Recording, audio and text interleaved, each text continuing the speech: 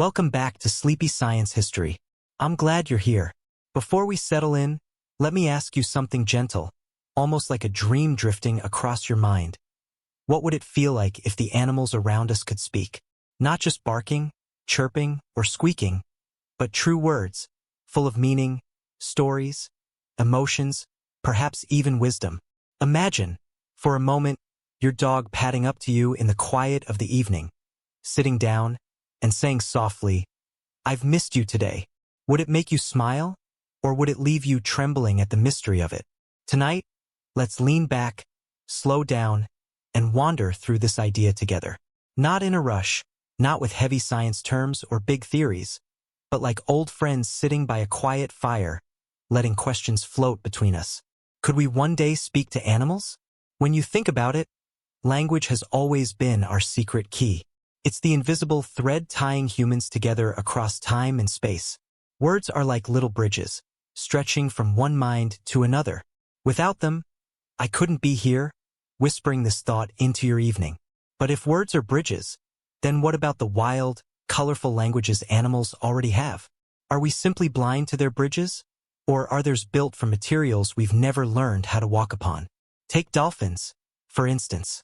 They click and whistle with such precision that some scientists believe each one carries something like a name, a personal call sign. Doesn't that sound familiar? When someone calls your name from across a room, you turn. Dolphins do the same, answering to a pattern of whistles crafted for them. A watery version of "Hey, you, come here." And then there are elephants. Deep voices so low we cannot hear them without special equipment. Their calls roll like underground thunder, traveling miles across the savannah. Sometimes an elephant hundreds of yards away will suddenly lift its head, pause, and respond. What are they saying in those deep notes? Could it be instructions, greetings, or perhaps something like, "The rains are coming"? I find myself wondering, don't you, if elephants carry memories in those sounds, memories of places their ancestors walked, rivers long since dried, trees that once shaded entire herds. If we could sit quietly enough and truly hear, would an elephant tell us history books never recorded? Of course, language isn't only about sound. Think of bees, dancing in circles inside their hives. A bee spins to the left, then to the right, wiggling her tiny body in careful rhythms. To us it looks like a little insect ballet, but to other bees, it is a map. There, 2 fields over, the flowers are rich with nectar. No words, no sentences, just movements. Yet the meaning is crystal clear to them. If we call what we do language, isn't this, too, a kind of speech? Perhaps the universe gave every creature its own alphabet, written in whistles, vibrations, gestures, or even scents. And we, for all our cleverness, have only just begun to notice. But here is the question that makes me pause late at night. If animals already speak, why is it so hard for us to listen? Part of the answer lies in the strange way humans view intelligence. For centuries, we thought of ourselves as perched on the very top of a ladder, gazing down at all other creatures. A bird song? Pretty, but not real language. A dog's bark? Useful, but too simple. Only we, with our alphabets and books, believed we had the full toolkit of thought. And yet, when you look closer, that ladder begins to crumble. Birds like parrots can mimic human words not just as echoes but with intent. Crows, with their glistening eyes, can craft tools and even solve puzzles in ways that rival a young child. Whales sing songs that stretch across oceans, changing and evolving like living symphonies. Isn't that language? Perhaps not in the way we define it, but in the way it matters, meaning passing from one mind to another. Do you see what I'm getting at? Maybe the mystery isn't whether animals have language.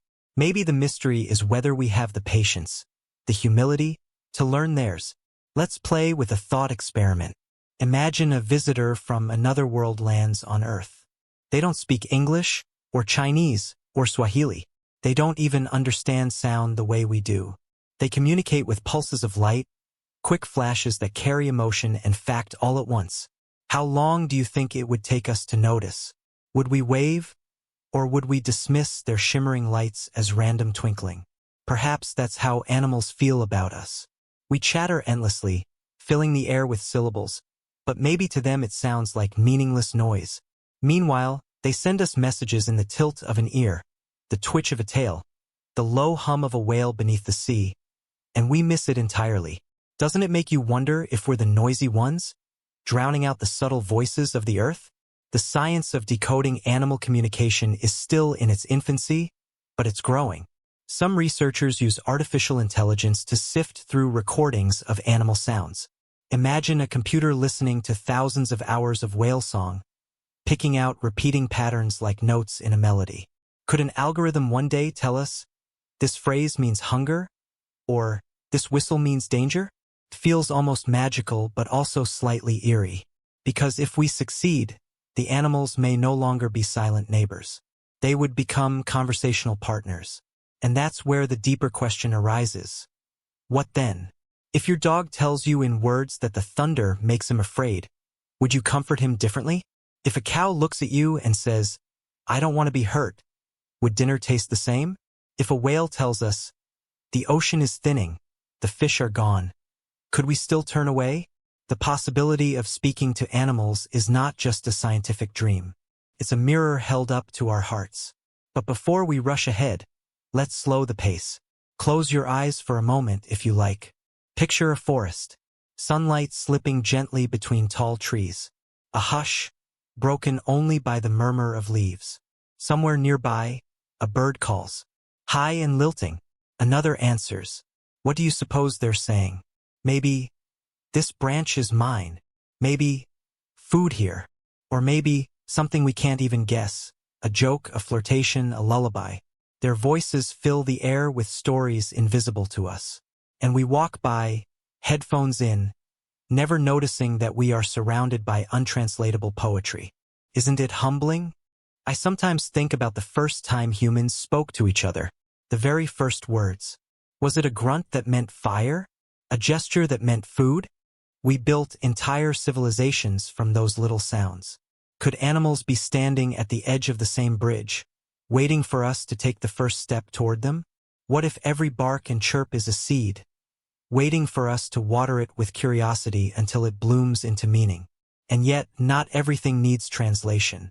Sometimes connection is already here, wordless but undeniable. Think of the way a cat curls up on your chest, purring, her tiny body vibrating with trust. No words, but you understand. Or the way a horse lowers its head to you, breathing warm air across your palms.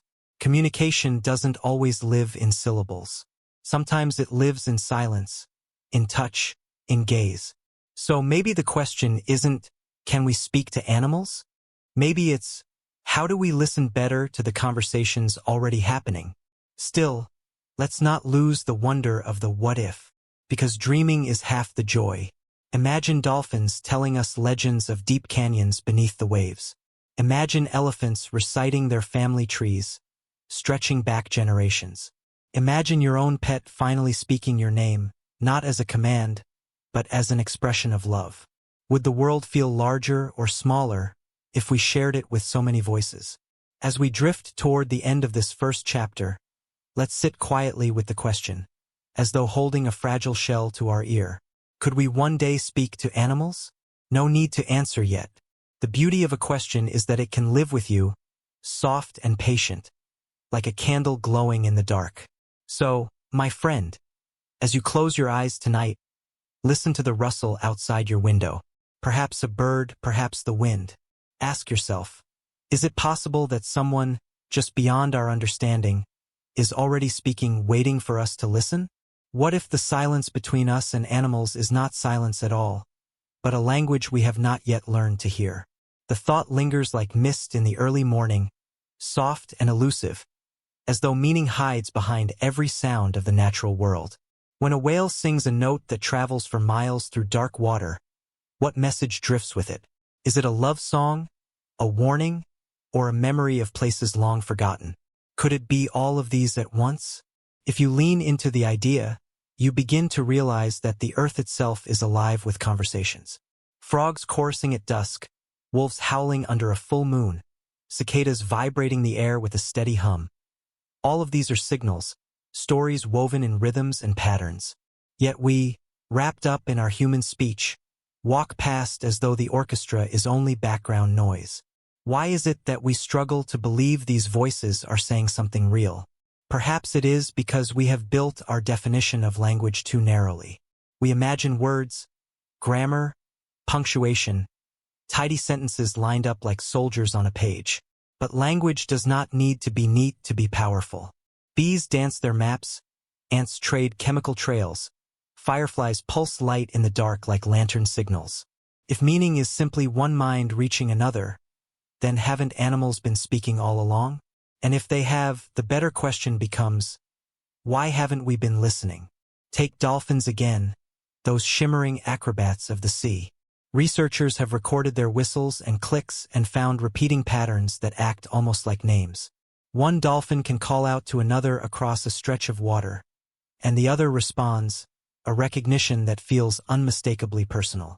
Could this be the foundation of a vocabulary? If names exist, then could questions follow? Could stories follow? Imagine a dolphin mother telling her calf not just to swim, but to remember. What might a dolphin remember that we cannot even imagine? And elephants, with their secret rumbles that travel underground for miles. What are they trading in those vibrations? Observers have noticed that elephants sometimes stop, heads tilted, as though listening to a voice carried through the earth. Minutes later, they begin to walk in unison, following a path only they can sense. How do they know? Could one elephant miles away be telling them, the river still flows here? Or, danger waits near the trees? If such meaning exists in those vibrations, wouldn't we be standing at the edge of a vast, uncharted library of knowledge? Even birds, the everyday companions perched on our rooftops, are far more intricate in their communication than we give credit. Songbirds often craft regional dialects. A sparrow in one part of the world may sing differently than its cousin across a mountain range. Isn't that, in its own way, culture? When young birds learn the song of their elders, is that not the passing of tradition? Do you wonder, as I do, what wisdom hums in those melodies we dismiss as mere background chatter? The puzzle grows deeper when you consider animals that don't use sound at all. Bees, tiny as they are, have managed to master geometry with their waggle dance. A worker bee can return from the fields, wiggle her body in patterns, and communicate both the distance and the direction of nectar-rich flowers. Her sisters watch closely and then set off, guided by an invisible compass born of movement. What would it feel like if humans could learn this dance too? Could we, in some other universe, skip words altogether and move in patterns that always carried meaning? Yet for all these wonders, there remains a question that quietly complicates everything. If we could break the code and learn to speak with animals, would we truly understand them? Or would we only be translating their signals into our own limited frame of reference? When you speak to someone from another culture, words may match, but meanings sometimes slip through the cracks. How much more fragile would the bridge be between species who see the world with entirely different senses? Consider a bat. It lives in a universe of echoes, painting its surroundings with invisible sound waves that bounce back faster than thought. If we could ask a bat to describe its cave, would its words, if it even used words, make any sense to us? Could we even imagine a picture drawn entirely of echoes? Or think of a dog, who perceives the world in layers of scent. What kind of story could be told in the language of smells, when we, with our blunt noses, cannot even perceive the alphabet? Would a dog's tail be rich with aromas of the past week, the lingering trace of footsteps, the faint shadow of another animal's presence? How could we ever translate that into human speech without reducing it to something thinner, less alive? This is where the wonder deepens. Speaking to animals might not mean teaching them to use our words, but teaching ourselves to perceive their worlds. Isn't that a humbling thought? That perhaps the real barrier is not their silence, but our deafness. That maybe, instead of waiting for animals to climb into our tower of language, we need to climb down and wander into theirs. Technology tempts us with possibilities. Some scientists are building massive libraries of animal sounds, feeding them into artificial intelligence that searches for repeating units like letters in an alphabet. Could this eventually reveal an animal dictionary? One pattern meaning food, another meaning danger, another meaning come closer? It feels both thrilling and unsettling, doesn't it? Because once meaning is revealed, we can no longer pretend ignorance. Once an elephant says, "We are thirsty," do we not become responsible for hearing it? The implications ripple outward in ways that touch every part of human life. If animals could tell us their feelings, how would farming change? Could a cow say, "I am frightened"? Could a chicken say, "I want space"? Would our dinner tables feel different if the food upon them once spoke its desire not to be eaten? If wild animals told us of their needs, would conservation change? Imagine whales asking us to quiet the oceans so their songs could travel undisturbed. Imagine birds warning us about skies thick with smoke or fields poisoned with chemicals. If they spoke, would we be able to turn away? And then there is the question of equality. If animals had voices, would we finally see them as partners rather than resources? Or would we, as humans often do, attempt to control, to filter, to decide which voices are worth hearing? Would we listen only to those creatures that flatter us and ignore those whose truths make us uncomfortable? Doesn't that thought sting a little, to imagine we might invite them into conversation only to silence them when they speak too honestly? The more I reflect on it, the more I think speaking to animals is not really a question of science alone.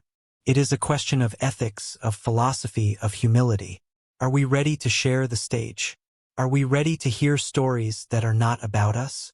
Because if elephants remember migrations from centuries ago, those memories belong to them, not to our textbooks. If whales sing of oceans we've never seen, those songs are not ours to edit. To speak with animals would be to admit that humanity is not the only narrator of life on Earth. Are we prepared for that? I sometimes imagine how daily life would shift if animals spoke even the simplest words. Walking your dog could become a true conversation. "Let's go left," he might suggest. "The grass smells fresher there." Sitting by a window with a cat could turn into a gentle dialogue about warmth, safety, or the strange rustling noises outside. Would the companionship we already feel grow deeper, or would it unsettle us to learn just how much they notice, how much they know? Perhaps you've felt glimpses of this already. The way a dog locks eyes with you when something is wrong. The way a horse nudges you with urgency, insisting on attention. The way a bird changes its call when danger approaches. Haven't these always been their words? Haven't they already been speaking in gestures and tones while we pretend they are silent? So the question becomes less about possibility and more about readiness. Could we speak to animals? Maybe. But should we? And if we do, what responsibilities unfold like ripples across a pond? What will we owe them once their voices become undeniable? These questions cannot be answered quickly. They are meant to drift with you, to settle in your mind like seeds, sprouting slowly over time. And maybe that is the point. The dream of speaking to animals is not simply about unlocking their world. It is about changing ours. To slow down, to notice, to listen in ways we have forgotten. Because isn't it possible that the first step toward speaking to animals is not teaching them words, but teaching ourselves silence?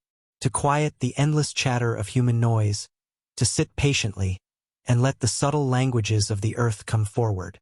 If you've ever sat by a forest at dusk and felt the weight of the air alive with hidden voices, you know what I mean?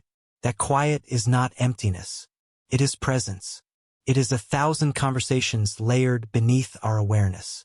And so, as you think about it tonight, ask yourself gently, if an animal spoke to you, what would you hope to hear? Would you ask a question?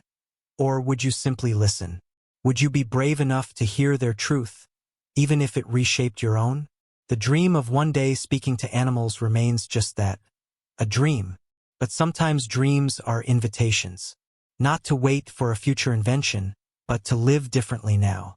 To listen more carefully, to treat each creature not as silent but as already speaking in ways we can learn to notice. So maybe the real mystery is not whether science will one day build a translation device, but whether we will learn to open ourselves to the idea that every chirp, every whistle, every rustle of fur against leaves is already a story. A story waiting for someone curious enough to ask, what does it mean? And maybe that someone could be you. What if the very act of listening could reshape the way we see the world?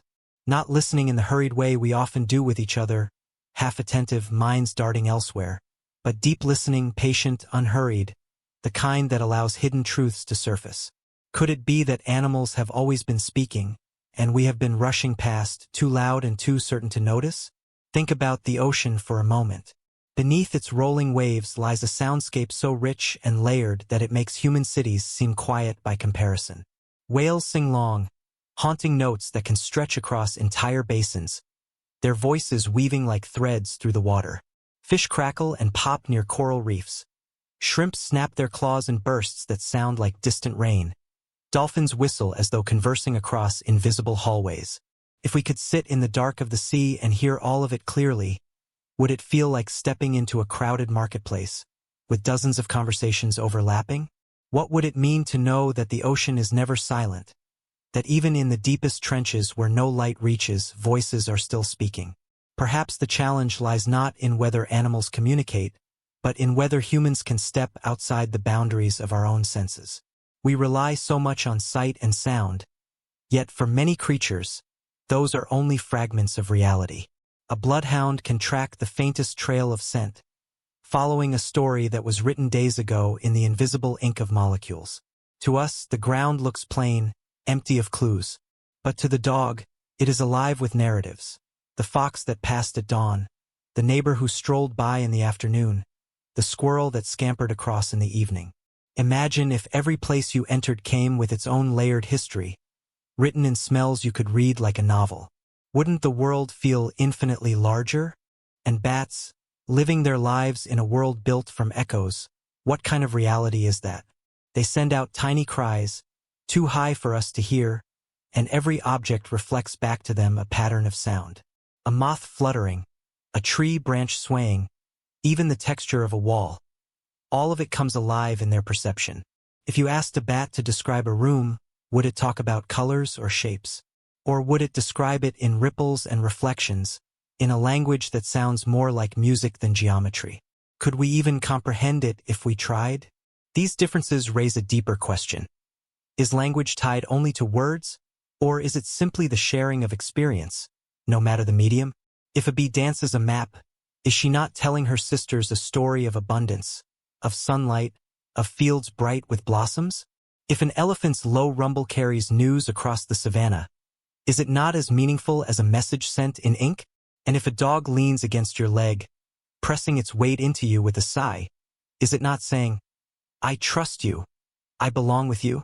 The trouble is, humans often look for themselves in everything.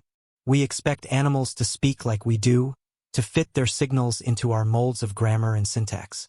But what if their languages are not meant to be bent into ours? What if the true act of communication lies in us bending toward them?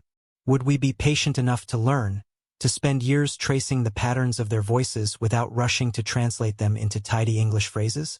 Science is beginning to take those steps. In the forests of the Amazon, researchers have studied tamarin monkeys, who use different calls depending on whether a predator comes from above or below. A hawk in the sky elicits one sound, while a snake in the grass demands another. Isn't that, in essence, a vocabulary? The beginning of grammar? And in the savannas of Africa, certain birds form alliances with humans, guiding them to beehives. The birds call out in specific patterns, and the people follow, rewarding them with a share of honey. This is not fantasy. It is cross-species collaboration, built on trust and sound. Doesn't that suggest that language is not confined within one species, but can be woven between them? Yet even as these discoveries unfold, the mystery remains daunting. The sheer variety of life on Earth means there are countless modes of communication we may never even guess at. How does a jellyfish, pulsing quietly in the dark, perceive and share its world? How does a spider, feeling the faintest vibration in its web, interpret those tremors as the footsteps of prey or the presence of a mate? Could we ever learn to think as they do, to translate the flicker of signals into meaning? Perhaps the more important question is this: if we succeeded, what would it change about us? If animals spoke with voices we could understand, would it soften our hearts? Would we hesitate before caging them, before taking their habitats, before deciding their fates for them?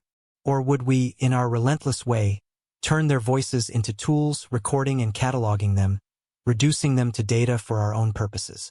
The possibility of communication is both a gift and a test.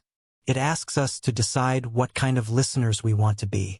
Imagine a future where technology creates a device small enough to slip into your pocket, capable of translating the whistle of a dolphin or the purr of a cat. You hold it up, and suddenly, the air is filled with words that were hidden before.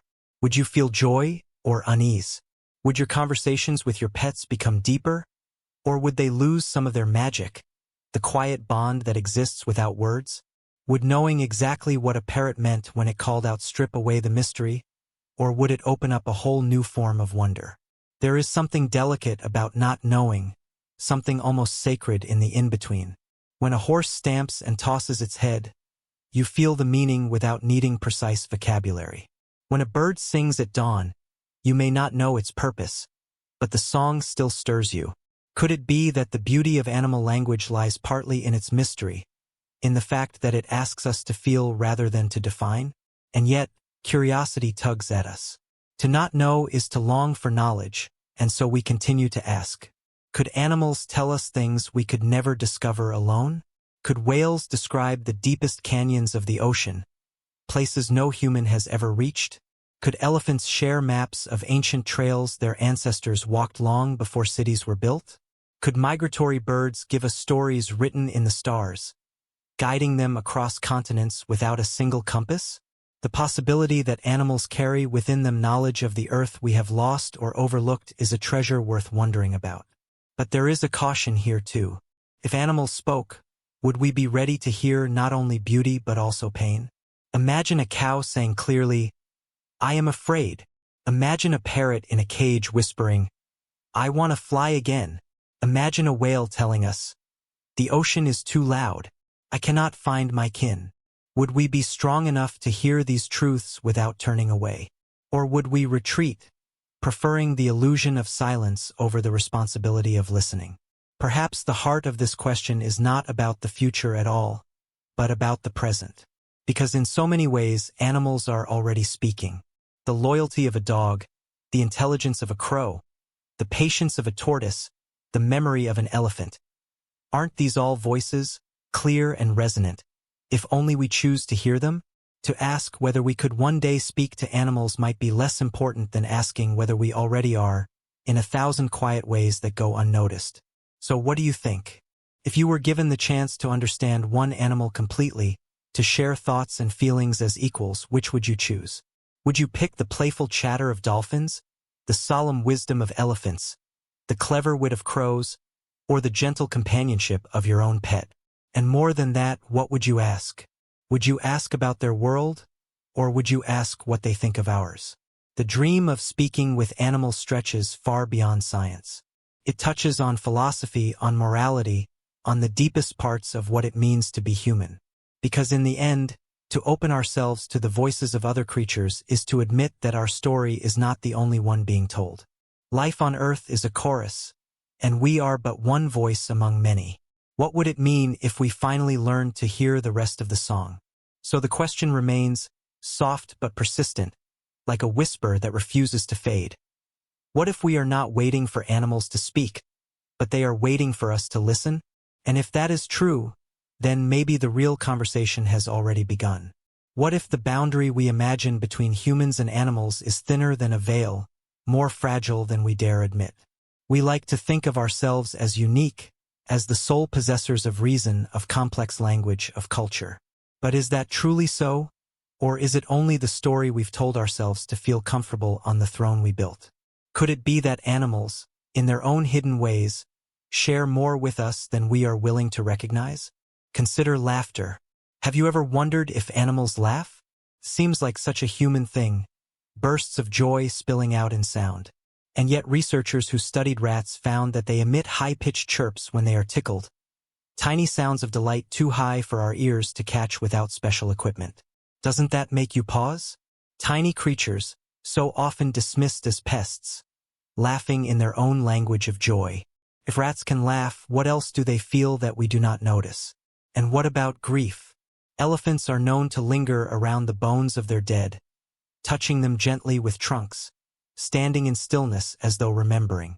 Geese who lose a mate often call out in mourning, searching the sky for a partner who will never return. If grief is the echo of love, then aren't animals telling us something profound in those moments? That their bonds matter, that their hearts break too? Doesn't that shake the way we draw lines between them and us? If these emotions live in animals, could language simply be the bridge waiting to connect them to us? What if their calls and songs are not just signals for food or danger, but the vessels of feeling? When a whale sings a low, mournful note, is it not possible that it is expressing something more than territory, more than mating? Could it be sadness, longing, a memory carried in sound? And if we understood, would we treat them differently? This is where the question deepens. What would happen if animals could tell us their inner lives? Would we discover they dream, that they hope, that they feel wonder when they see the stars? Scientists have already found that some animals experience REM sleep, the stage in which humans dream. Dogs twitch and paddle their paws as though running in a dream. Birds shift and murmur in sleep as if replaying songs. If dreams are the mind's way of weaving stories, then aren't animals already storytellers too, only in a language of images we cannot enter? Imagine for a moment that you could step into the dream of a cat. Would it be filled with the thrill of hunting, the warmth of sunlit windows, the soft comfort of being curled on a lap? Or imagine the dream of a migratory bird, soaring over vast landscapes, mountains, deserts, oceans, following magnetic whispers in the earth. Would that dream feel like freedom, or simply like belonging to the ancient rhythm of flight? Doesn't the thought of it make your own dreams feel small by comparison? And here's another question. If animals are storytellers in their own right, what role does silence play in their lives? Humans often fill silence with words, fearing it as emptiness. But animals seem to live within it easily, letting meaning flow through stillness. A horse does not need to speak to let you know it trusts you. It leans gently against your shoulder, breath warm in the quiet air. A dog doesn't always bark to tell you it is content. It curls at your feet, eyes half closed, letting silence do the talking. Could it be that silence itself is a form of language, one that humans have forgotten how to value? The more you think about it, the more it becomes clear that language is not confined to the voice at all. Consider the octopus, master of disguise, shifting its colors in a heartbeat. A pale ripple across its skin might mean alarm. A dark flush could signal anger. A gentle swirl of patterns might invite another to approach. Isn't that a kind of speech written in the living canvas of skin? If we could read it fluently, would we discover that octopuses hold conversations as intricate as ours, only painted instead of spoken? Or take ants, trading chemical signals invisible to us. One ant lays a trail, and the others follow, weaving lines across the earth. To us, it looks like chaos, but to them it is order, direction, communication. Could their trails be thought of as sentences written in scent, lines of meaning that fade with time? And if so, how much of the world is alive with languages we cannot even sense? Doesn't it make you wonder how many stories vanish around us every day, unnoticed because our senses are too blunt to catch them? The thought brings with it another question, one that feels heavier. Are we guilty of silencing animals simply by refusing to listen? We call their sounds noise, their gestures instinct, their expressions dumb. But what if those labels are only walls we've built to keep their voices out? Wouldn't it be easier to justify hunting, caging, exploiting, if we first convince ourselves they have nothing to say? If tomorrow we discovered that every animal had been speaking all along, would we feel shame at how long we ignored them? There is a danger, too, in imagining what animals might say, because often we project our own desires onto them. We picture dogs praising us, cats offering witty remarks, dolphins sharing jokes. But what if their truths are not what we expect? What if instead of flattery, they offer criticism? What if they tell us we are too loud, too destructive, too careless with the home we share? Would we still be eager to hear their voices? Or would we recoil from the mirror they hold up? And still, curiosity persists, because even if their truths unsettle us, wouldn't they also enrich us? To hear directly from animals would be to step into a chorus older than humanity itself, a chorus that has been singing since the first creatures stirred in ancient seas. Could we not learn from them about survival, about resilience, about harmony with the world? Could their wisdom guide us back to balance, in ways our own cleverness has forgotten? Perhaps the most tender question is this: if animals spoke, would they tell us they love us? We already sense it. The wag of a tail, the nuzzle of a muzzle, the soft purr vibrating against our chest. But would hearing the words change the way we feel? Or is the wordless love they already give us more powerful than any phrase could ever be? Could it be that the truest language is not spoken at all, but lived in the small gestures of trust and companionship? As you let these questions settle, imagine again the possibility of a world where animals' voices were clear. A dawn chorus not just of birdsong, but of greetings exchanged across the trees. An ocean not just echoing with song, but with whales telling tales of migrations and storms. A household not just alive with barks and meows, but with your companions sharing their dreams, their worries, their joys. Would life feel fuller, or would it feel overwhelming, crowded with voices? Would it bring us closer together, or would it force us to confront truths we'd rather avoid? The answers are not easy, and maybe they never will be. But perhaps that is the gift of this question. It invites us to wonder, to stretch beyond ourselves, to see animals not as background but as fellow travelers on this planet. And maybe, in wondering, we already take the first step toward the kind of listening that could make true conversation possible. So I ask you again, softly, what if the boundary is not as strong as we think? What if, even now, the veil is lifting, little by little, revealing that the earth has never been silent, only waiting for us to hear? And if that is so, then the real question may not be, could we one day speak to animals? But are we ready for the day when they speak back? What if every creature around you carried a story you could never hear, yet it unfolded each day as clearly to them as your own voice does to you? Think about the sparrow perched on a wire outside your window. What tales are tucked inside its song? Could it be gossip about the best place to find food, or warnings about a hawk circling high above? Or maybe it is something more subtle, something like joy, like the way we hum when the morning feels kind. Isn't it tempting to wonder whether their voices are richer, more layered than we give them credit for? If you stop and consider, every living being is already engaged in a conversation, not only with its own kind but with the environment itself. Trees release scents when they are damaged, carrying a warning that drifts on the wind to nearby neighbors, urging them to strengthen their defenses. Isn't that communication, even if it comes not from lips or throats but from leaves and bark? And if trees can send warnings, might they not also share other messages of health, of abundance, of cycles we have not yet understood? Could a forest be a kind of living parliament, its voices too slow and quiet for our impatient ears? And then there are whales, whose songs echo across entire oceans, shifting and evolving with time.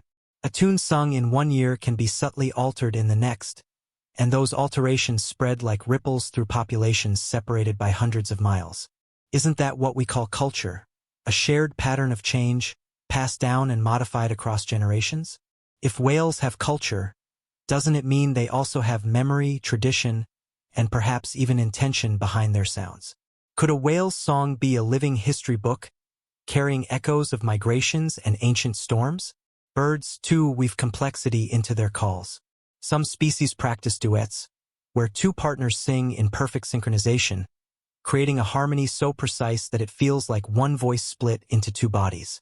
Isn't that like a conversation of intimacy, a reassurance of bond and presence? If you listen carefully, might it not be as intricate as a whispered dialogue between lovers or the private jokes of close friends? How do we decide where to draw the line between sound and speech, between noise and language? But here's the deeper question. If humans one day unlocked the codes of these communications, would we truly be understanding the animals, or would we only be translating their voices into our own narrow frame of thought? To decode a dolphin's whistle as meaning food might satisfy us, but what if the whistle carried more shades of urgency, flavors of memory, hints of emotion that our translation cannot capture? Isn't there a danger in flattening their complexity into simple words, as though reducing poetry into arithmetic? Imagine, instead, That understanding meant stepping into their perspective. To know what it feels like to navigate the world through scent, as dogs do, tracing invisible histories with every breath. To sense vibrations through the soles of your feet, as elephants do, feeling the thunder of distant footsteps long before the eye can see. To live in a tapestry of echoes, like bats, where every sound is a picture, every pause a shape. Could we even handle such perception? Or would it overwhelm us with information too vast for our human minds? Perhaps that is the true frontier. Not building machines that force animals into our languages, but finding ways to stretch our own senses, our own imagination, to meet them where they are. Isn't communication, at its heart, about empathy, the willingness to step into another's world, even if it feels foreign? Could learning to speak to animals be less about translation and more about humility, about admitting that our way is not the only way to build meaning? And yet, the practical questions linger. If animals could share their thoughts, what would they say about the way we treat them? Would cows tell us of the fear they feel in crowded pens? Would chickens describe the longing to spread their wings beneath the sky? Would fish speak of nets as walls that tear them from their homes? Would elephants, facing shrinking habitats, tell us plainly, there is not enough space for us anymore? Could we listen to these truths without guilt, without resistance, or would their voices shake the foundations of how we live? Consider also the animals who live closest to us, the ones we call companions. Dogs, cats, horses, they already share bonds with us deeper than mere survival. What if they could speak those bonds aloud? A dog might say, I love the smell of your shoes because it means you are home. A cat might say, I sit on your book because it is the warmest place, and because I want you to notice me. Would those words bring us joy, or would they reveal that even in closeness, animals carry their own distinct desires, not always aligned with ours? Could we accept that truth, that they are not reflections of us, but their own beings with separate minds? The idea also invites us to imagine what new relationships might blossom if humans could communicate across species boundaries. Could farmers and their animals work together in partnership rather than in hierarchy? Could conservationists learn directly from whales and wolves what they need most to survive? Could city dwellers share their spaces more harmoniously with birds, raccoons, foxes, if they knew exactly what those animals asked for? Would our laws, our ethics, our daily choices transform under the weight of their voices? But even if this future feels far away, isn't there something already here, already alive, in the way animals teach us without words? The loyalty of a dog, the patience of a tortoise, the cleverness of a crow. Aren't these lessons spoken in actions, in presence? Could it be that animals have been our teachers all along, offering wisdom in silence, waiting for us to slow down enough to notice? Think of the times you've felt connected to an animal without language. The horse that lowers its head into your hands, the bird that lands close without fear, the cat that chooses your lap as its resting place. What is that if not communication, if not trust speaking louder than words? Isn't it possible that in our rush to invent translation devices, we risk overlooking the language of gestures, of eyes, of touch, the languages already fluent between us? Still, the dream of words persists, perhaps because words give us clarity, and clarity brings responsibility. If we cannot understand, we can ignore. If we can understand, we must decide how to respond. Isn't that the weight behind this dream, the knowledge that voices demand justice, that hearing obliges action? Could that be why the idea of speaking to animals feels both wondrous and unsettling, a promise and a burden all at once? So, let the question linger with you. What would you do if tomorrow the world awoke to find every animal could speak? Would it be chaos, with voices rising from every corner? Or would it be harmony, a new chorus added to the symphony of life? Would humanity rise to the challenge, or falter under the weight of too many truths? Could we become better listeners, not just to animals, but to each other, once we realized how precious every voice can be? Perhaps the answer is not to wait for some future breakthrough, but to begin now in small ways, to notice the subtle languages already unfolding, to listen to the rhythms of birdsong not as noise but as dialogue, to see the way a dog leans into your side as a sentence, the way a cat blinks slowly at you as a phrase of trust. To watch the forests and oceans with the same attention we give to books and screens, recognizing that meaning is everywhere if only we choose to attend. Isn't that, after all, the essence of communication, not just speaking but being willing to listen? And maybe, in the end, the greatest question of all is not whether animals will one day speak in our words, but whether we will one day learn to hear them in theirs. If that moment comes, will we finally understand that the earth itself has always been alive with conversation, and that we were never alone in our storytelling? Or will we realize that we were simply too distracted, too self-absorbed, to notice the voices that have surrounded us since the beginning of time? So tonight, let the thought sit gently in your mind. What if every chirp, every howl, every rustle in the grass is already a message, already a truth? What if animals are speaking right now, waiting not for us to give them a voice, but for us to give them our attention? And if that is so, then perhaps the conversation has already begun, quietly, patiently, in every corner of the living world. What if the greatest secrets of the natural world are not hidden in caves or buried beneath the ocean, but carried quietly in the voices of animals? Voices that rise at dawn, echo through forests, ripple across water, and hum beneath the soil.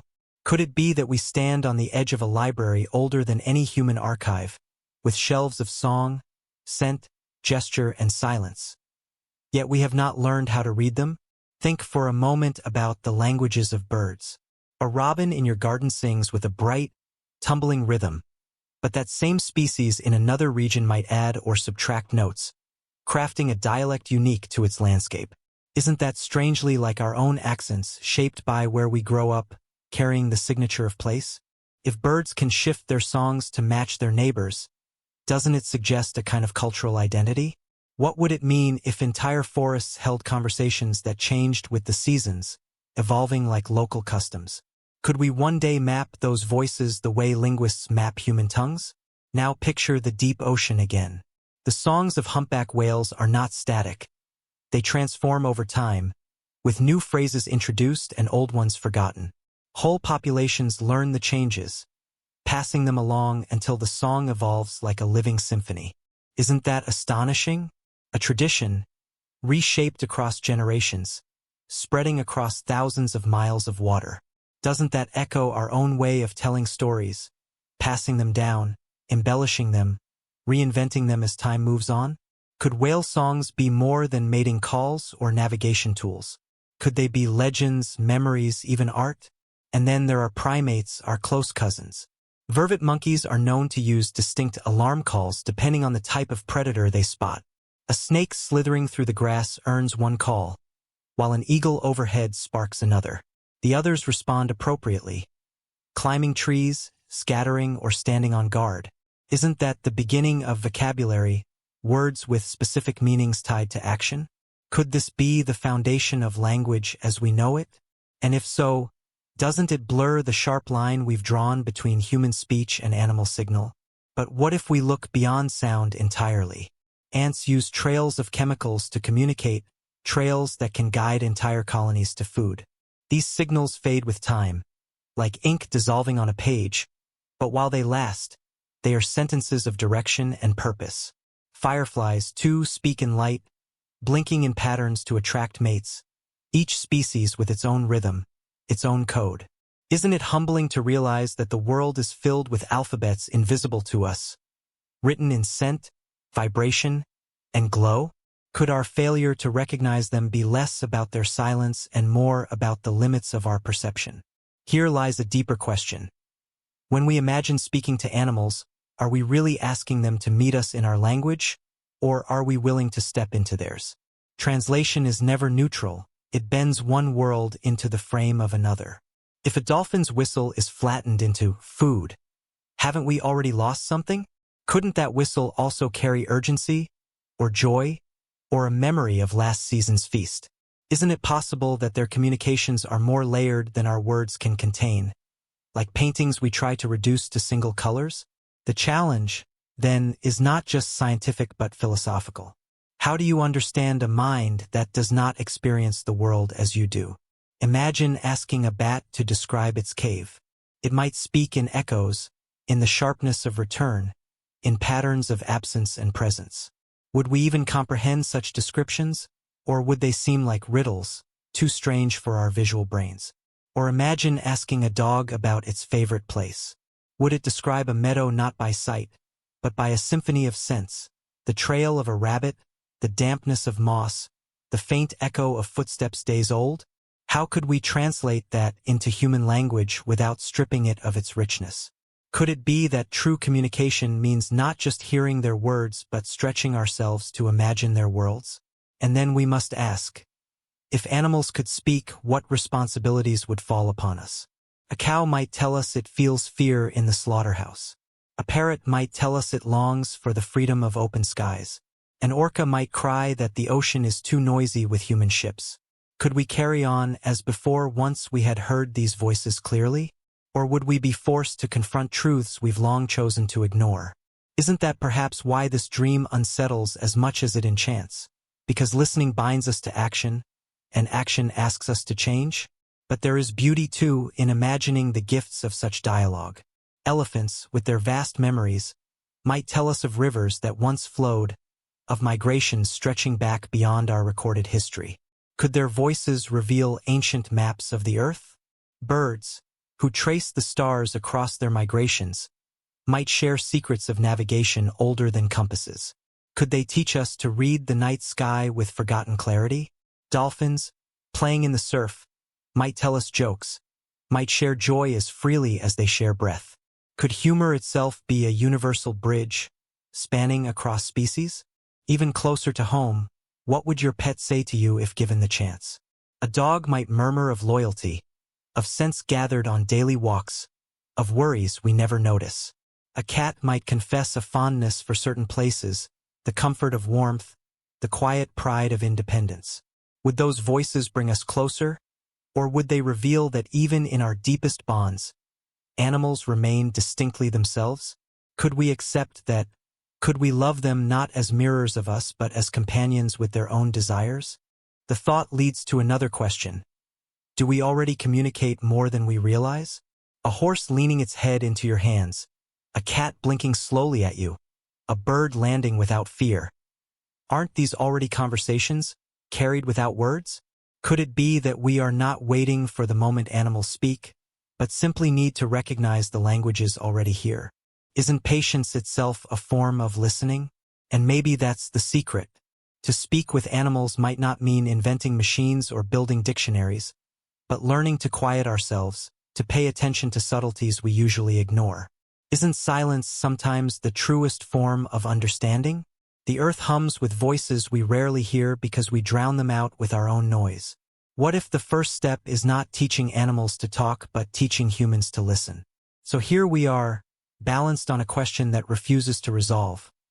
What would happen if we broke the barrier and spoke to animals? Would it bring harmony, a chorus of voices joining together? Or would it bring chaos, too many truths at once? Would we be better stewards of the planet, or would we bend those voices to our will, the way we often do with each other? Could we handle the responsibility of hearing, of knowing? The answer may not lie in the future at all, but in how we choose to live now. If animals are already speaking, in clicks, in dances, in colors, in glances, then perhaps the real task is not to wait for some invention but to recognize the chorus around us. Could we choose to treat every sound, every gesture, as meaningful as worthy of attention? And if we did, wouldn't our relationship with the living world already begin to change? So let the question stay with you, soft and lingering. What if the earth has never been silent? And what if all we need to do is listen? If animals are already speaking, then perhaps the future we dream of is already here, waiting not for their voices to change, but for our ears to open. What if every animal carried a question for us, one they have been asking since long before we thought to listen? Not in words, but in gestures, in songs, in silences that stretch like shadows. What if their question is simple? Will you hear me? And what if our answer for centuries has been no, not because we cannot, but because we will not? Consider the crow, black-feathered, sharp-eyed, carrying a reputation for cleverness. Crows have been observed bending wires into hooks to pull food from narrow tubes. They cache food in secret places and sometimes move it later if they sense another crow watching. Isn't this a kind of mind at work, a narrative of strategy and foresight? If you asked a crow what it thought of us, would it laugh in its own dry, cawing way? Would it say, "You are not as clever as you imagine, for I, too, hold plans in my mind"? Could crows be mocking us quietly from the trees, waiting for the day we finally understand their jokes? Or take elephants again, beings whose lives seem carved out of patience. Their rumbles carry across vast distances, but their gestures are equally rich. A mother brushes her calf with her trunk. A matriarch steps between danger and her herd. A mourning group stands over the body of one of their own. If we could ask them directly, "What is grief to you?" what would they answer? Would their words match ours? Or would they reveal a deeper, slower ache? One that moves not just through individuals but through generations? Could their memories of ancestors, held in collective silence, be stories older than any human myth? And then think of the sea turtles, ancient navigators who returned to the very beaches where they were born. How do they find their way back after decades in the wide ocean? Scientists suggest they follow the Earth's magnetic fields, imprinting a map from their birthplace into their bodies. But if we could speak to a turtle, what would that map look like to them? Would it be described as a pull, a thread tugging at their being? Or would they tell us of an instinct that feels like destiny, a song of direction written into the shell itself? Could their language carry wisdom about the planet's rhythms that we have long forgotten, distracted by satellites and GPS? The question expands when we think about insects. Ants, tiny architects, build colonies that function like single organisms, each ant playing a role in service of the whole. They trade chemical signals, messages that direct and coordinate. What if those signals are not only orders but also emotions? Could an ant say, "Danger is near," with fear woven into the scent itself? Could an ant say, "Here is food," with joy shimmering in the molecules it leaves behind? If so, then what we dismiss as instinct might actually be something closer to conversation, written in a script invisible to us. And then there are animals whose communication is still so mysterious that we barely know where to begin. Take sperm whales, clicking in patterns known as codas. Some groups have distinct codas, suggesting clans or cultures, each with their own signature sounds. Isn't that like dialects or even tribal songs, passed down through generations? If a whale told us, "This is who we are," through a series of clicks, would we be able to feel the weight of identity in those sounds? Could whale societies be as complex and diverse as our own, filled with traditions, alliances, rivalries, all hidden in the depths? But what if animals are not waiting to speak, but already speaking in ways we cannot measure? Think of the vibrations of elephants, the dances of bees, the songs of birds, the scents of ants, the colors of octopuses, the silences of cats, the laughter of rats. Could it be that every species has its own script, and together they form an earth-wide symphony of voices? If that is true, then what role do we play? Are we conductors, listeners, or merely another instrument too loud for balance? Here comes the unsettling thought. If one day we fully understood, would it change us, or would we simply bend their voices to serve our own needs? Imagine a device that translates the clicks of dolphins. First, we marvel. Then we record, catalog, and monetize their voices, turning them into data for tourism, entertainment, or profit. Isn't that what humans often do, transform wonder into resource?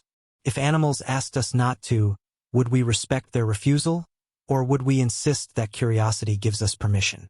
Could we resist the urge to dominate? Or would their voices only become another tool in our hands?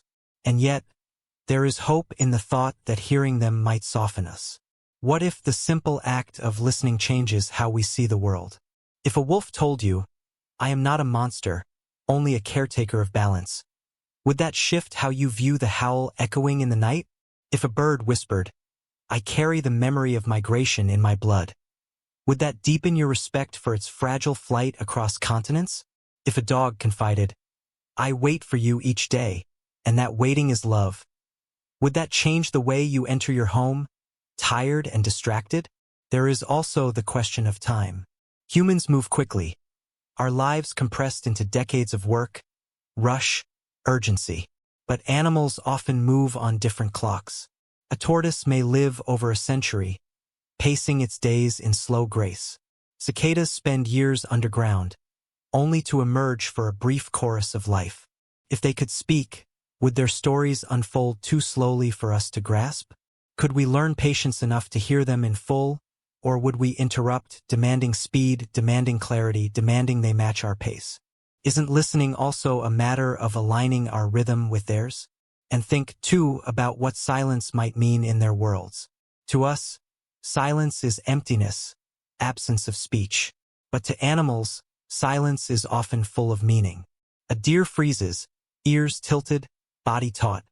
That silence screams louder than sound. A cat crouches, tail still, waiting for the pounce. That silence is anticipation. A whale pauses between notes. That silence may be as much a part of the song as the notes themselves. Could it be that silence is a language we have forgotten to value, a form of presence as rich as speech? The question then becomes, what would humans gain by learning these languages?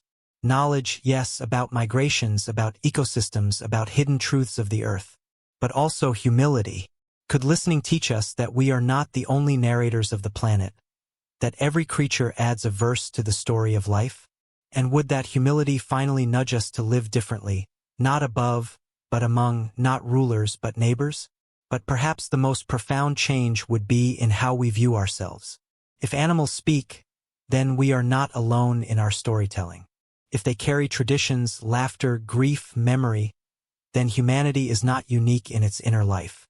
Would that realization diminish us, or would it expand us, weaving us into something larger than ourselves? Could we, for the first time, see ourselves not as exceptions but as participants in a vast conversation that stretches across species and time? So let the question linger like a gentle refrain. What if animals have always been speaking, and we have only just begun to listen? If that is true, then perhaps the first step is not to invent machines or decipher codes, but to change ourselves, to become quieter, humbler, more attentive. Could it be that the animals are already ready for the conversation, and it is we who must learn the art of listening? And if we do, what then? Will the world feel more crowded, filled with voices we once ignored, or will it feel more intimate, as though we have finally joined the chorus we were meant to hear? Will it frighten us, or will it comfort us? Will it demand change, or will it offer wisdom? Perhaps all of these at once. Perhaps the true gift of their voices would not be answers, but questions. Questions that invite us to see the world with fresh eyes, to live with gentler hands, to remember that we are not alone in the great, unfolding story of Earth. So I ask you softly, if tomorrow you awoke and every animal spoke, what would you do? Would you run to the forests and oceans to listen? Or would you stay still and wait for the voices to come to you? Would you seek knowledge, or comfort, or forgiveness? And would you be ready, truly ready, to hear what they have been asking all along? What if the earth itself were a great conversation, and every species carried a note in its song? Not a hierarchy of voices, but a chorus, layered, interwoven, rising and falling like the tide. Could it be that what we call silence is simply the absence of our understanding, and that beneath the hush the world is alive with meaning? Think of the forests for a moment. Birds fill the air with calls, insects hum, leaves whisper, and deep beneath the soil, fungi connect roots in hidden networks. Scientists call it the wood wide web, where trees trade nutrients and send chemical warnings through fungal threads. Isn't that communication too? One tree telling another, I am sick, or pests are near, or even here is food, take some? Could it be that a forest is not a collection of individuals, but a community bound by messages that flow unseen? And if so, doesn't that mean we walk through conversations every time we step into the woods, unaware that the ground beneath our feet is alive with dialogue? Now shift your mind to the oceans, where sound travels farther than light. Dolphins whistle unique patterns that seem to act like names. Humpback whales sing songs that sweep across entire oceans, and orcas use dialects unique to their pods. Isn't that culture, a shared identity carried in sound? Could whale songs be more than signals? Could they be oral histories, songs of ancestry and belonging? If so, then when we listen, are we not eavesdropping on sagas older than our civilizations? And what of the air? Migratory birds carry invisible maps written in magnetic fields and stars. Monarch butterflies return to the same groves generation after generation, guided by senses we can hardly fathom. If you asked a butterfly, "How do you know where to go?" would it answer with a language of sun angles, scents of flowers, and a pull in its very blood? Could we even comprehend it? Or would their maps feel like riddles to our limited minds? These wonders raise a deeper question. When humans dream of speaking to animals, are we seeking conversation, or are we seeking control? To understand is powerful, but what do we do with power once we hold it? If we built a device that translated dolphin whistles into words, would we use it to honor them, or to exploit their knowledge of the sea? If elephants told us their migratory routes, would we protect them, or would we map them for convenience, bending their wisdom into our plans? Isn't it possible that the act of listening carries an ethical weight, that hearing their voices means we must change our ways? But what if the change is not only external but also internal? What if listening to animals forces us to see ourselves differently? We pride ourselves on culture, on memory, on reason, yet we find those threads woven in other species too. Parrots can learn words and even use them in context. Apes use gestures and signs to express desires, questions, and sometimes even humor. Rats laugh, whales grieve, elephants mourn, crows plan, octopuses solve puzzles. If they share these traits, then what truly separates us? Could it be that the sharp boundary we drew between us and them is nothing more than a comforting illusion? And then there is the question of silence. We so often equate silence with emptiness, but for many animals, silence is heavy with meaning. A herd of deer freezing in unison, every ear tilted toward the same unseen sound, that silence is warning. A cat crouched in perfect stillness, tail barely flicking, that silence is intention. Even whales, pausing between songs, may fill the ocean with a pregnant hush that carries more weight than sound itself. Could it be that silence is one of the most profound languages of all, one we have forgotten how to read? Perhaps the most humbling thought is this: animals may already be speaking to us, and we are simply failing to notice. The way a dog waits at the door is a sentence. The way a crow leaves gifts for a human who feeds it is a phrase of gratitude. The way bees vanish from fields thick with pesticides is a warning, spoken in absence rather than presence. Could it be that their messages are all around us, written in behavior and pattern, and we have chosen blindness because listening too closely might unsettle the way we live? Imagine if tomorrow that blindness lifted. You walk outside and every bird, every insect, every passing animal greets you in a tongue you suddenly understand. Would it feel like a blessing? Or would it overwhelm you with the weight of so many voices? Would the world feel enchanted, alive with conversation, or would it feel heavy, burdened by truths too numerous to carry? Could you bear to hear not only joy but also fear, not only song but also complaint? And yet, isn't that what true conversation is? An exchange of the whole truth, not just the pleasant fragments. If animals told us of their pain, could we listen with compassion? If they told us of their joy, could we join in without envy? If they told us of their indifference, those moments when we simply do not matter, could we accept that too? Isn't humility the cost of dialogue? What if animals carry wisdom we desperately need? Elephants, with their long memories, might remind us of rivers that once flowed and forests that once stood. Birds might guide us with patterns of migration, teaching us resilience and timing. Whales, who live in oceans threatened by our noise and plastic, might show us what it means to endure despite imbalance.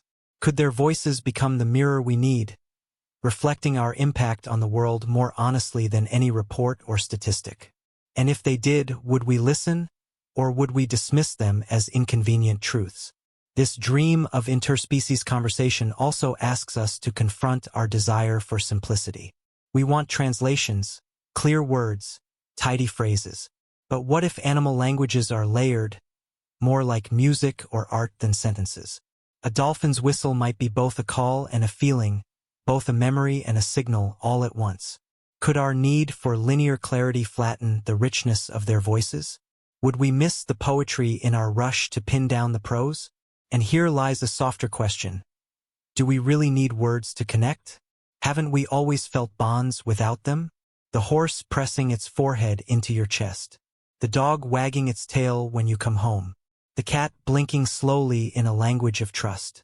The bird that sings each dawn, reminding you of cycles older than your worries. Isn't this already dialogue, carried in presence, in touch, in rhythm? Could it be that the truest conversations are already happening, wordless but undeniable? So perhaps the question is not when we will learn to speak to animals, but when we will learn to honor the languages already here. Could it be that the dream of translation is less important than the practice of attention? To notice, to respect, to live as though every being has something meaningful to say, even if we cannot yet decode the alphabet. Isn't that, in its own way, the beginning of communication? And if we take that step, what might follow? A future where humans walk not as rulers but as participants in the great dialogue of life. A world where forests are recognized as communities, where oceans are valued as choirs, where every animal is acknowledged as a voice in the ongoing story of Earth. Could such listening reshape not just our science but our spirit? Could it change how we live, how we consume, how we imagine our place in the web of life? So let this question stay with you, like a whisper beneath the noise of the day. What if the Earth has always been speaking, and all that has been missing is our willingness to listen? If the chorus of life is already singing, then maybe the miracle is not to wait for it to begin, but to finally join in, softly, humbly, as one voice among many. What if the first bridges between humans and animals have already been built, not in some distant future, but quietly in laboratories, homes, and sanctuaries? What if, without realizing it, we have already been holding conversations, fragmented, imperfect, but real, with creatures who dared to meet us halfway? Could it be that the dream of speaking with animals has already begun, only we fail to see it as the miracle it is? Think of the chimpanzee named Washoe, who learned American Sign Language. She could sign words like more, food, open, and even hug. One day, when she lost her infant, she signed the word cry while pointing to her cheek. Isn't that haunting? A gesture meant for humans, used to express grief so deep it crossed species lines. What does that say about language, about its ability to stretch across boundaries we thought were unbreakable? Could it be that words, whether signed or spoken, are only tools, and the real power lies in the emotions they carry? Or consider Coco the gorilla, who learned hundreds of signs and used them to express not just needs but feelings. She asked for a pet cat, and when one was given to her, she cared for it with tenderness. When the cat died, she signed that her heart hurt. Isn't that astonishing, that an animal we long assumed silent could tell us of her love and her loss? If a gorilla can sign sorrow, does it not blur the line we draw so carefully between human emotion and animal instinct? Could it be that the boundary is only in our refusal to listen? And then there is Alex the African gray parrot, who learned not only to mimic but to understand. He could identify colors, shapes, and numbers, and even ask questions like, what color? Or where? On his final night alive, he reportedly told his trainer, "You be good. See you tomorrow. I love you." What does it mean that a bird could speak love in our own language? Was it mimicry, or was it connection? Could a creature with feathers and wings have truly shared his heart with us? And if so, doesn't that demand we rethink every casual dismissal of animal voices as meaningless noise? But here's a question that lingers uncomfortably. Are these examples proof of communication, or are they shadows of something greater, glimpses of potential we cannot fully reach? When an ape signs or a parrot speaks, are they truly using language, or are they simply learning to manipulate symbols for rewards? Yet even if they are, isn't that what all language is, a set of symbols agreed upon, traded for meaning? If they have mastered even fragments of it, isn't that enough to prove the door is not locked, only slightly ajar? And if that door is ajar, what lies on the other side? Could dolphins, with their complex whistles and clicks, learn to share ideas through symbols we design? Scientists have experimented with underwater keyboards of shapes and sounds, watching dolphins press symbols for play or ball. But what if the dolphins were not merely following instructions, but testing us in return? Could they have been wondering if humans, too, could learn to play their game? Isn't it possible that they see us as slow students, struggling to catch up with a language as vast and fluid as the sea itself? These glimpses remind us that animals are not blank slates waiting for us to teach them, but beings already fluent in their own forms of meaning. When we ask them to use our words, are we truly teaching them, or are they indulging us, stepping into our clumsy systems out of curiosity or trust? What would happen if, instead of asking them to climb into our language, we learned to step into theirs? Could we mimic the subtle frequencies of dolphin whistles, the grammar of bird songs, the scent trails of ants? Could we, with enough patience, learn to be bilingual in the truest sense, half human, half animal? But then arises the more uncomfortable question. If animals can speak, why do we so often ignore them? Coco's signs of sadness, Alex's words of affection, Washo's gestures of grief. These are extraordinary moments, yet many scientists dismiss them as anecdotal, as unscientific, as unreliable. Why are we so reluctant to accept their voices? Could it be that if we did, we would be forced to change how we treat them, not as test subjects, pets, or property, but as beings with voices that carry moral weight? Isn't denial, in some ways, more comfortable than acknowledgement? And if acknowledgement demands change, what changes would follow? Imagine farms where cows could say plainly, "I am afraid." Imagine laboratories where test animals could beg, "Stop." Imagine oceans where whales could tell us, "The noise is too much." Could we bear to hear those words, and more importantly, could we bear the responsibility of answering them? Would humanity's power shrink under the weight of their truths, or would it finally expand into compassion? But there is joy in these possibilities too. Imagine the conversations we could have if we truly leaned in. A parrot telling us about the colors it sees, shades beyond our perception. A bat describing the architecture of echoes, painting the world in invisible brushstrokes. An elephant recounting migrations across savannas that no longer exist, keeping alive the memory of vanished rivers. Could their stories fill the gaps in our own history, giving us perspectives beyond the narrow window of human time? And closer still, think of the comfort it might bring in our daily lives. A dog telling you, "I missed you today." A cat explaining, "I sit on your keyboard because I want your attention." A horse murmuring, "I trust you." Wouldn't those words transform the companionship we already feel, deepening bonds that are already profound without language? Or would the mystery dissolve, the magic of the unspoken stripped away by the clarity of speech? Could it be that part of love lies in what does not need to be said? The more you turn the question, the more complex it becomes. Communication is not just about the ability to speak, but the willingness to listen. Are we willing, truly willing? Because listening is not passive. It asks us to set aside assumptions, to hear truths that may unsettle. It asks us to accept that animals may have desires, opinions, and even criticisms that we would rather not face. Could we approach that conversation with humility, or would we insist on bending their words to fit our comfort? Perhaps the lesson lies not in waiting for animals to master our language, but in recognizing that they already speak in ways we can learn to honor. When Coco signed sorrow, when Alex said love, when dolphins pressed symbols for play, weren't they already speaking? And weren't those voices enough to remind us that the world is not silent, only misheard? What more proof do we need before we decide to take them seriously?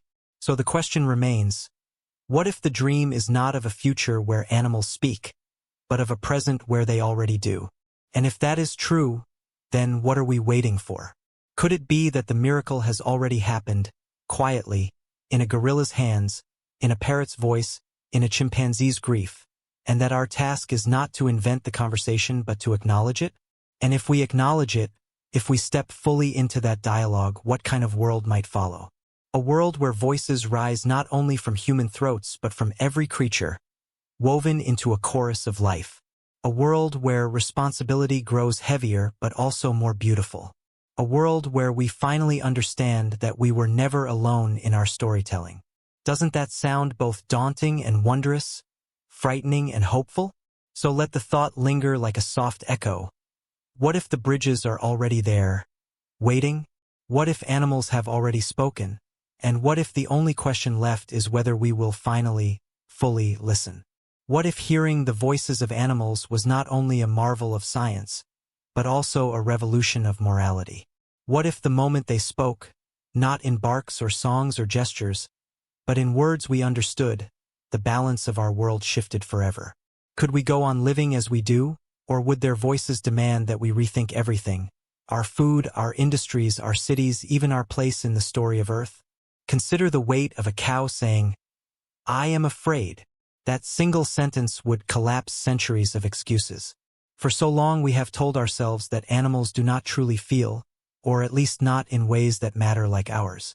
But if their words proved otherwise, would our choices remain the same? Would farms continue as they are? Or would society tremble under the responsibility of voices long silenced? Could we ever again sit at a table without hearing echoes of what those animals might have said? And what of wild creatures? Imagine whales telling us, "The seas are too loud. We cannot find one another." Imagine birds saying, "Your lights confuse our migrations."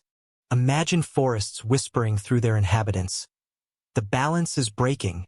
Would we be able to turn away from such truths, or would they force us into change? Isn't it possible that animals could become the clearest advocates for the planet, voices speaking not in protest signs but in raw, undeniable testimony? But here lies a deeper question. Would we listen? We like to think that language alone carries moral weight, but history shows us that humans have ignored even each other's voices when they were inconvenient. If we silence one another, could we not also silence animals, even when they speak? Could their truths be drowned out by markets, by politics, by our endless noise? Or would their novelty, their strangeness, pierce us more deeply than the words of our own kind? If we did listen, what new responsibilities would unfold? Laws would have to change. No longer could animals be classified as property or resources. They would be recognized as persons with voices.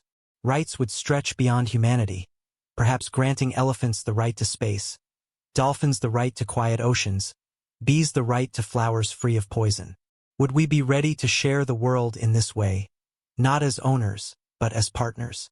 Could we live within a legal and moral system where every creature has a seat at the table? The consequences would ripple outward. Economies might have to reshape themselves. Whole industries built on silence would face collapse. But could new worlds of cooperation rise in their place? Imagine farms where animals worked alongside humans in genuine partnership, their needs and desires voiced and honored. Imagine conservation projects where wolves and whales were not subjects of study but contributors, guiding humans with their own accounts of what they require. Would that not be a more honest form of stewardship, one built on dialogue instead of assumption? And yet, perhaps the most profound change would happen not in politics or law, but in the quiet of our own hearts. If your dog looked at you and said, "I love you," how would it feel? Would it confirm what you already sensed? Or would it strike you with new depth, a reminder that love stretches across species lines? If a bird perched near your window and murmured, "I see you," would the world itself feel more alive, less lonely? Could such voices cure the quiet ache of isolation, reminding us that companionship was always near, waiting only for recognition? But there is also risk. Words might strip away mystery. The slow blink of a cat, the wag of a dog's tail, the mournful call of a whale. All of these speak without words, carrying poetry in gesture and tone. If words translated them into plain sentences, would the magic dissolve? Would love feel smaller if it was spoken to directly? Isn't it possible that the beauty of our bond with animals lies partly in its wordlessness, in the space where silence and imagination intertwine? And still, curiosity pushes us forward. We long to know, to ask, to hear. What stories might they tell? Elephants could share memories of lands now covered by cities. Migratory birds could describe continents stitched together by flight, maps older than borders. Whales might sing to us of undersea mountains we have never mapped. Could their knowledge stretch beyond what science has uncovered, offering us truths only they, with their senses and histories, could carry? If so, would they become not just companions but teachers, guides to a world we thought we understood but never truly knew? What if animals carried questions for us, too? Imagine a dolphin asking, "Why do you pollute the seas?" Or a gorilla asking, "Why do you destroy the forests?" How would we answer? Could we explain greed, negligence, convenience in a way that made sense to them? Or would their questions pierce us with shame, revealing truths we hide even from ourselves? Could we stand in the presence of their innocence and admit the damage we have caused? And what if some animals asked questions we never expected? A parrot might ask, "What is death?" A horse might wonder, "Do you dream as I do?" A whale might ask, "What do the stars mean to you?" Would we find ourselves struggling for words, humbled by the curiosity of beings we once dismissed as simple? Could it be that, in their questions, we might discover the limits of our own wisdom? This vision also touches something spiritual. Many cultures have long believed that animals carry wisdom, that they are messengers, guardians, even kin. If science allowed us to hear their words, would it confirm ancient beliefs, or would it challenge them? Would we see animals as sacred again, not through myth but through dialogue? Could their voices become a kind of prayer, a reminder that the divine might not be distant but present in the living world around us? And yet, perhaps the truest lesson is this: animals are already speaking. They tell us of danger in their migrations, of imbalance in their populations, of survival in their adaptations. They warn us when bees vanish, when coral reefs bleach, when forests fall silent. We call these signals and data, but isn't that just another way of saying messages? Could it be that we are already surrounded by voices, and that the miracle is not to give them speech, but to learn to hear them as they are? So the question circles back: what if speaking to animals is not a future possibility but a present choice? What if the barrier is not their silence but our unwillingness? Could the real task be to live as though every sound, every gesture, every absence carries meaning? Could we reshape our lives not by waiting for animals to speak in our language, but by learning to honor theirs? And if we did, how would it change the world? Would cities hum with quieter engines so birds could sing? Would oceans fall silent enough for whales to find each other? Would forests thrive because we listened when their creatures warned us of imbalance? Could listening itself become a form of justice, a way of restoring the harmony we have broken? So let this question rest with you, gentle but insistent. What if the day animals speak is already here, waiting not for them to change, but for us to listen? And if that is true, then the real revolution is not in their voices, but in our hearts. Are we ready to hear?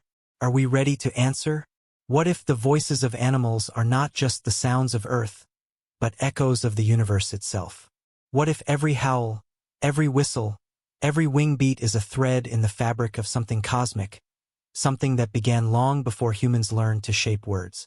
Could it be that when animals speak, they carry fragments of a language older than time, one written into the very patterns of life? Think of the night sky. Stars pulse with light, some in rhythms so steady they resemble heartbeats across galaxies. Whales, in the deep ocean, sing in phrases that repeat and evolve, like cosmic echoes brought down into water. Isn't there a strange symmetry here, as though the same principle of rhythm and resonance shapes both the stars and the seas? Could it be that animals, in their songs, are closer to the universe's original music than we are, caught as we are in the chatter of our own inventions? And what about migration, those journeys written into bodies like scripture? Birds flying across continents, guided by constellations. Sea turtles following magnetic fields to the beaches of their birth. Salmon swimming upstream with an instinct that feels like memory. Are these not cosmic stories, arcs written in forces larger than any single being? If we could ask them how they know, what would they say? Would they speak of pull and pattern, of invisible rivers of direction flowing through the world? Could their answers teach us something about our own place in the vastness, about how to find our way when we are lost? There is also the question of time. Humans measure time in hours, days, calendars, but animals often live in rhythms of season, tide, and cycle. Cicadas spend 17 years underground only to rise and sing in unison. Whales may live for centuries, their songs outlasting human generations. If we could ask them what time means, what would they tell us? Would a tortoise laugh at our obsession with minutes and seconds, reminding us that a life can be measured in patience instead of haste? Could animals reveal that time is not a straight line but a circle, an eternal return written in migration, in bloom, in birth and death and birth again? What if listening to animals was not just about learning their words, but about remembering the universe's grammar? Every species might hold a fragment of the code. Bees could teach us of geometry and direction, dancing the equations of survival. Wolves could remind us of community, their howls stitching individuals into a pack. Elephants could offer lessons in memory, holding the past in their bodies as they walk paths carved by ancestors. Could it be that together, their voices form a library of wisdom, one that humanity desperately needs but has forgotten how to read? But here's the haunting question. What if they have been trying to teach us all along, and we have been too proud to learn? We call ourselves the storytellers of the earth, yet the earth has always been telling stories without us. Coral reefs shift in color to signal their health. Frogs call out to measure the balance of wetlands. Birds fall silent when storms approach, their quiet itself a warning. Could it be that animals are the scribes of the planet, recording changes in climate, in habitat, in balance, and we, deafened by our own noise, have ignored the messages? Imagine if we listened deeply enough to hear the universe through them. A whale's song might not only tell us of love or danger, but of the shape of the ocean floor, mapped in sound. A migratory bird might describe not only its flight but the feel of magnetic currents flowing across the globe. Could animals be carrying knowledge we cannot reach through machines alone?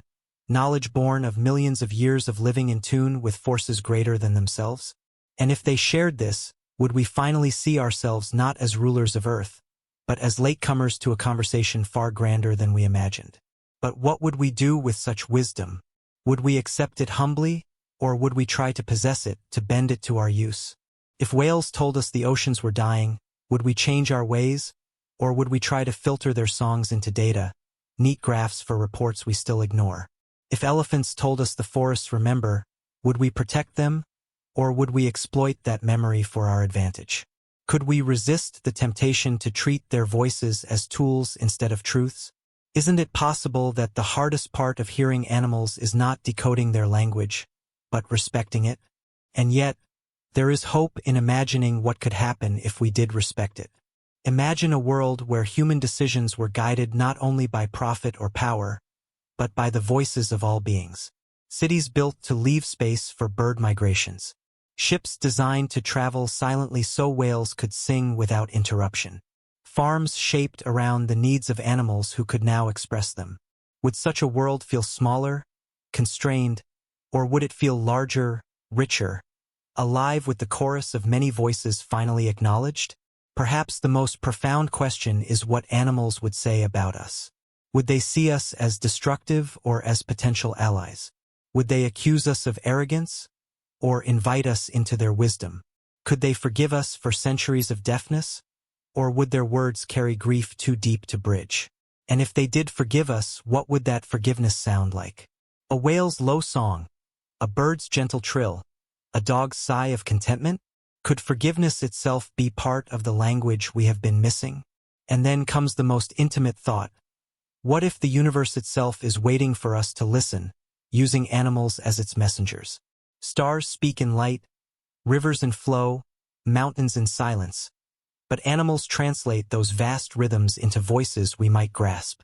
Could it be that when we learn to hear animals, we are also learning to hear the universe, to read the patterns of existence that stretch beyond our brief human span? Isn't it possible that speaking to animals is not only about bridging species, but about bridging ourselves back into the cosmos? So the question lingers, softer than before, but deeper. What if animals are not just asking us to hear them, but to remember that we are part of the same music?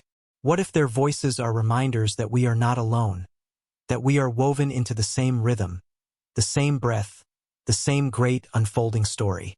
And if that is true, then to listen to them is to listen to ourselves, to rediscover the harmony we have forgotten in our rush for dominance. Could it be that the real miracle of speaking to animals would not be the words exchanged, but the shift in perspective? To see the world not as ours, but as shared. To see life not as competition, but as chorus. To see time not as progress, but as pattern.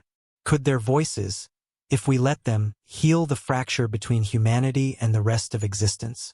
So ask yourself quietly, if tomorrow the animals spoke, not only to us but through us, what would you hope to hear? Would you hope for comfort, for guidance, for forgiveness? Or would you hope simply to feel less alone in the vastness of the universe? And if their voices revealed that we have always been part of something larger, would you be ready to accept it? Let the thought linger as a kind of prayer. What if the earth itself has been speaking all along, and the animals are simply the syllables of its endless sentence? And what if, by learning to listen, we finally remember the language of the stars? What if the question was never about whether we could speak to animals, but whether we would be wise enough to listen if they answered? What if the true conversation has always been waiting, not in laboratories or future technologies, but in the still places where silence meets attention? Could it be that the greatest dialogue of all is already unfolding, and we are only beginning to notice the edges of it? Imagine a dawn where every creature's voice is suddenly clear. The robins outside your window no longer sing an anonymous tune, but words you understand.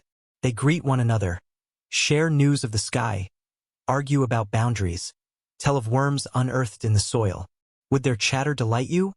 Or would it overwhelm you with the realization that your mornings have always been layered with stories you never heard? Could you sit with such knowledge? Or would the simplicity of ignorance feel easier? Picture walking through a forest. The deer pause and speak of your presence, some cautious, some curious. The squirrels complain about your footsteps scattering their hidden caches. Even the trees murmur through their fungal threads, their messages finally audible, warnings of pests, quiet reassurances, ancient patience.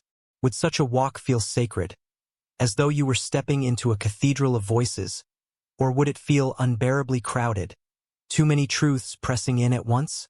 Isn't it possible that paradise and burden might arrive hand in hand? And what if, in listening, we realized animals are not asking us questions, but holding us to answers? If the oceans told us, we are choking. If the skies told us, we are clouded with smoke. If the forest said, we are thinning too fast. Would we accept the responsibility those words demanded? Could humanity continue in denial once the voices of the living world were undeniable? Or would we still find ways to turn away, deaf not from inability but from choice? Perhaps the deeper mystery is that animals may not speak as we imagine at all. We expect grammar, vocabulary, neat exchanges of subject and object. But what if their language is layered, fluid, more like song than speech? What if a whale's call is not just one sentence but many at once, emotion, direction, history, and longing woven together? Could we even translate such complexity? Or would our minds break it down into fragments too small, losing the music in our obsession with words? Isn't it possible that the very act of translation could rob their voices of the richness that makes them whole? And still, the dream of understanding tugs at us. Because to hear them fully would mean more than curiosity. It would mean connection. Elephants could tell us of rivers that dried generations ago. Wolves could describe the balance of ecosystems long before we disrupted them. Bees could whisper of fields once bright with flowers, now empty. Could their voices become guides, teaching us how to live in ways that honor rather than harm? Could they remind us that survival is not about domination but about harmony, something they have always known but we forgot? But here is a gentler thought. Perhaps animals are not waiting for us to learn their words at all. Perhaps they are content in their own languages, their own worlds of meaning, and the true question is not whether they will cross into ours, but whether we will honor theirs. Do we need them to speak our words to know they are worthy of respect? Do we need them to confirm their grief, their joy, their bonds, in our tongue before we treat them as beings with value?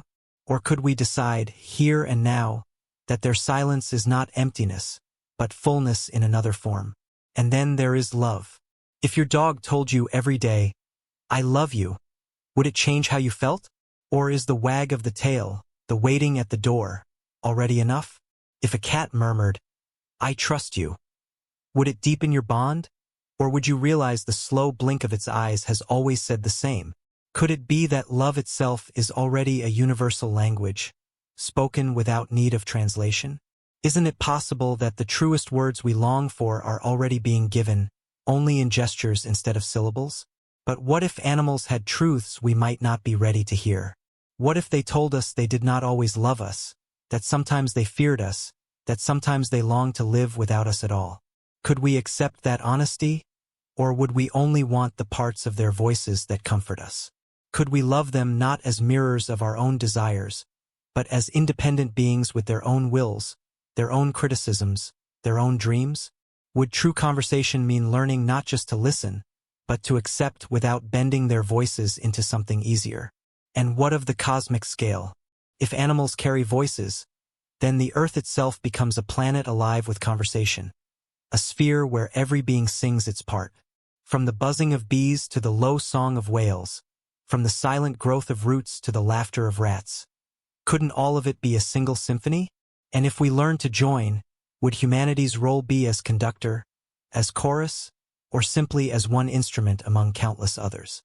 Would we finally recognize ourselves not as rulers, but as participants in a choir older than our species? Perhaps that is the final gift of this question.